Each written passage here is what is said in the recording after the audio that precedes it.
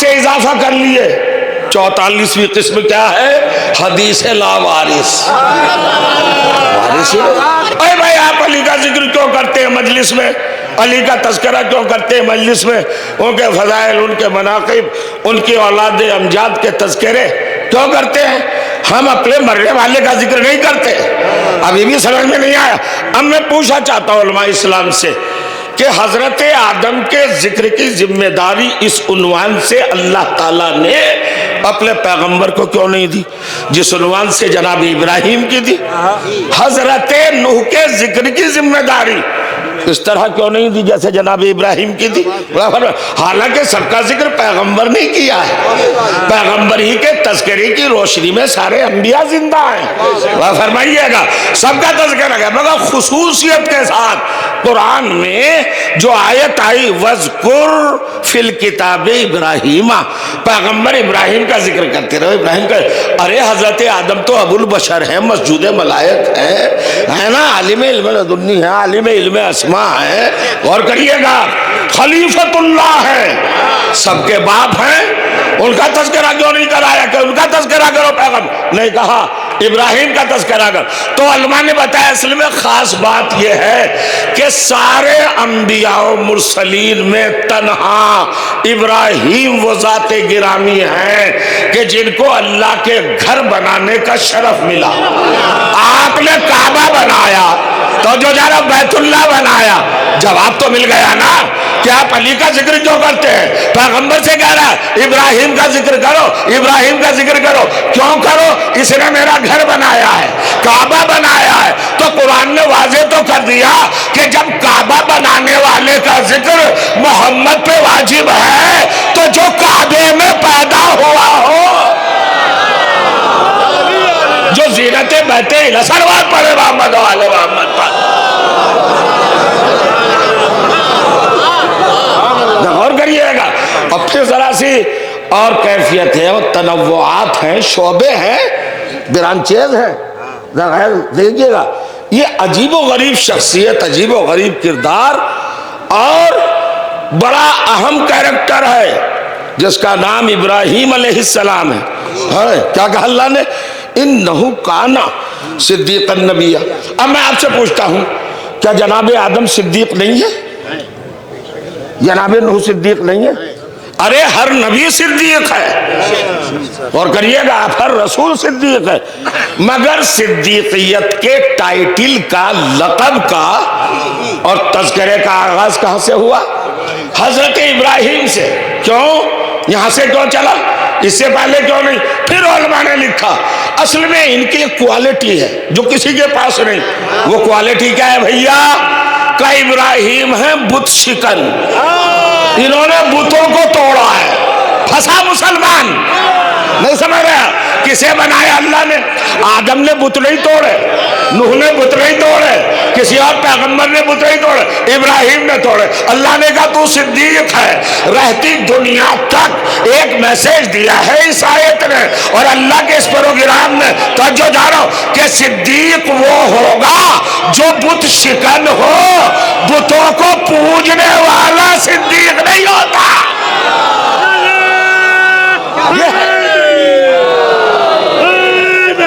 کیسے توڑے بت؟ اب تذکرہ دیکھئے ماشاءاللہ جزاک اللہ۔ اب یہ تو تمہید تھی، اب ذرا چلتے ہیں قرآن کی وادی میں عقیدتوں کے پاکیزہ افکار کے قدموں کے ساتھ سفر کرتے اور دیکھتے ہیں کیا کہا اللہ؟ ذکر کریں، حضرت ابراہیم کا ذکر کریں، ہے نا؟ یہی کہا نا صدیق ہے اس لیے ذکر کریں۔ تو اس کا مطلب یہ کہ قرآن نے ایک اسکیل دیا، ایک پیمانہ، ایک معیار، ایک میزان کہ اگر اس لیول پر کردار ہو تو اس کا ذاتی حق ہے کہ ہر وقت اس کا ذکر کیا جائے۔ تو کیا ہے یہ؟ معمار کعبہ۔ تو اب ہم کہتے ہیں جب معمار کعبہ کا تذکرہ لازم تو مولود کعبہ کا کیوں نہیں؟ ہے نا؟ دوسرا مرتبہ جب بت شکن کا تذکرہ لازم اور جو صدیق ہے اس کا تذکرہ لازم، تو جو صدیق اکبر ہے اس کا تذکرہ کیوں لازم نہیں؟ یہ جیسا قرآن سے کیفیت مرتب کرتے جائیے اور جواز حاصل کرتے جائیے. آپ کے پاس دلائل ہیں، سندیں ہیں، آپ کے پاس پروف ہیں، آپ کے پاس قرآن کی آیات کی جیتی جاگتی زندہ تصویریں ہیں. آپ کوئی کام قرآن سے ہٹ کے کرتے ہی نہیں. ذکر کیجئے کہ لیجئے حضرت علی کو صدیق اکبر کہہ دیا. واہ، جس کو ساری دنیا نے کھلی آنکھوں سے کفر سماج تک نے دیکھا کہ وہ اللہ کے گھر میں پیدا ہوا، اسے ہم نے صدیق اکبر کہہ دیا تو برا مان گئے. اور جس نے زندگی میں کبھی سچ نہیں بولا اسے صدیق اکبر کہتے رہے. ہم نے تو بھائی ایک ہی بار سنا ظفر بھائی، ایک ہی بار سنا ان کو بولتے ہوئے. مولانا قبلہ، ہم نے ان صاحب کو ایک ہی بار سنا ہے. اب آپ بتائیے کتنا سچ ہے. وہ کہتے ہیں نحنو معاشر الانبیاء لا نرث ولا نورث ما ترکناہ صدقۃ للامہ. ہاں، حضور نے فرمایا کہ ہم نہ کسی کے وارث بنتے نہ کسی کو وارث بناتے. اب پتہ نہیں آپ کہاں ہوں گے. کیسی لا وارث حدیث ہے.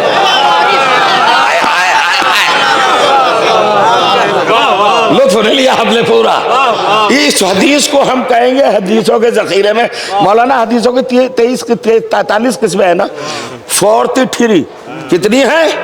43 قسمیں. صحیح، ضعیف، حسن، مرسل، مجاز، منعن، مرسل، مقطوع، مدلس. تو جو چاہتا ہوں ضعیف، قوی ہے نا، یہ کیا ہے؟ یہ سب حدیث ہے. خبر احاد 43 قسمیں. آج سے اضافہ کر لیے 44ویں قسم کیا ہے؟ حدیث لا وارث. وارث صلوات پڑھ دے محمد و آل محمد پر. لطف لیجیے گا ذرا اور بلند ترین صلوات پڑھیں.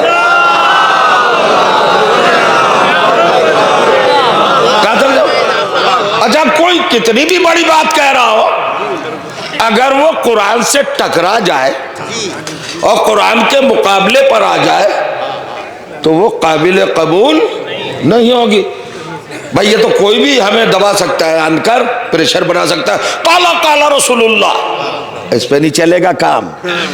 نبی نے کہا اذا بلغکم انی شیء فاعرضوه علی القرآن فَإِنْ وَافَقَا فَخُذُوهُ وَإِنْ خَالَفَا فَرُدُّوهُ إِلَى الْجِدَارِ.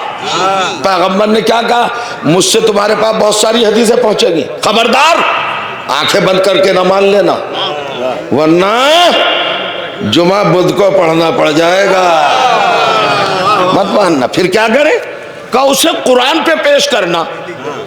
ان وافقا، اگر قرآن سے ٹیلی کرے، قرآن کے مطابق ہو، قرآن سے مماثلت رکھتی ہو، ایکوریٹ وہی پیغام اس حدیث کا بھی ہو جو آیت قرآنی کا، فخذوہ، قبول کر لینا. وَإِنْ خَالَفَا، اگر قرآن کی مخالفت کرے تو ردوہ الی الجدار، حضور پھینکیے نہیں. رد کا ترجمہ کیا ہے؟ نبی نے یہ نہیں کہا کہ جلا دینا، نبی نے یہ نہیں کہا بہا دینا، نبی نے نہیں کہا ہوا میں اڑا دینا، نبی نے نہیں کہا زمین میں دفنا دینا. تو جو جا رہا ہو کہیں ڈسٹرائے کر دینا، اسے ہلاک کر دینا، تباہ کر دینا، فنا کر دینا، ملیامیٹ کر دینا، نیست و نابود کر دینا نہیں کہا. ایک لفظ کا ہے ردوہ. ردوہ بنا ہے رد سے.